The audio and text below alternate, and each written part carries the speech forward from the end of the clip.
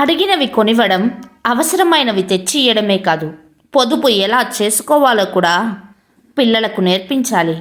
అప్పుడే వారు అవసరాలకు అనవసరాలకు మధ్య తేడా తెలుసుకుంటారు. ఖర్చు విషయంలో అదుపులో ఉంటారు మిత్రమా. జీవితంలో సంతోషాలు తక్కువ, బాధలు ఎక్కువ ఉన్నాయని బాధపడకు. చెట్టులో ఆకులు ఎక్కువ, కానీ పూసే పువ్వులు తక్కువ.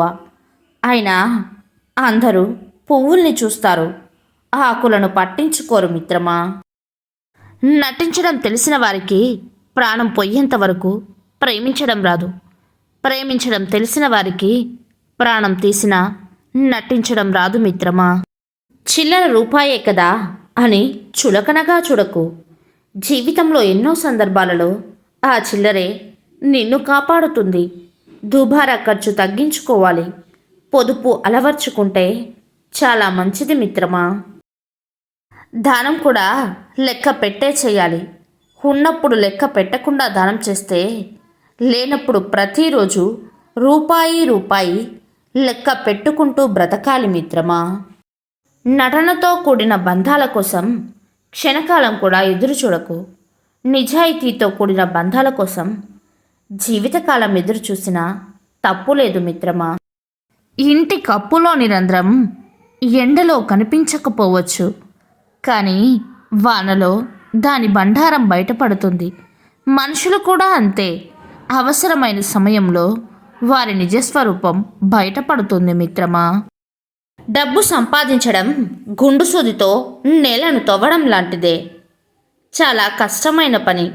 ఖర్చు పెట్టడం ఊదిన బెలూన్ను గుండు సూదితో పగలగొట్టడం లాంటిదే.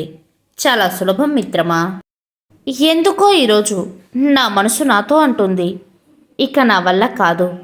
బాధ్యతల కోసం సర్దుకుపోవడం, అవమానాలను సహించడం, కోపాన్ని దాచుకోవడం, బాధలను భరించడం ఇక నా వల్ల కాదు.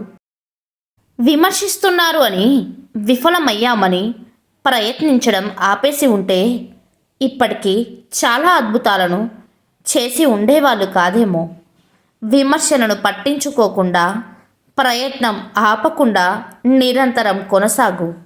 విజయం ఖచ్చితంగా నిన్ను చేరుతుంది మిత్రమా. జీవితంలో ఏది ఎప్పుడు రావాలో అప్పుడే వస్తుంది. ఏది ఎంతకాలం నీతో ఉండాలో అంతవరకే ఉంటుంది. ఏది ఎప్పుడు వదిలిపోవాలో అప్పుడే పోతుంది. ఇందులో దేన్ని నువ్వు ఆపలేవు. నీ చేతిలో ఉన్నది ఒకటే. ఉన్నంత వరకు నీతో ఉన్న వాటి విలువ తెలుసుకొని జీవించడమే మిత్రమా. ఒక్కసారి కింద పడి చూడు, నిన్ను ఎత్తడానికి ఒక్క చెయ్యి కూడా ముందుకు రాదు. ఒక్కసారి పైకి ఎదిగి చూడు, కిందికి లాగడానికి 100 చేతులు ముందుకు వస్తాయి మిత్రమా. సమస్య ఎదురైనప్పుడు నువ్వు ఏ విధంగా స్పందిస్తావు అనే దానిపైనే నీ భవిష్యత్తు ఆధారపడి ఉంటుంది మిత్రమా. వినే ఓపిక లేనివారు ఎప్పటికీ అజ్ఞానిగానే మిగిలిపోతారు. చెప్పే ధైర్యం లేనివారు ఎప్పటికీ పిరికివారిలాగానే ఉండిపోతారు మిత్రమా. జీవితంలో బద్ధకం వదిలేసిన రోజు నుంచే బ్రతకడంలో మార్పు మొదలవుతుంది మిత్రమా.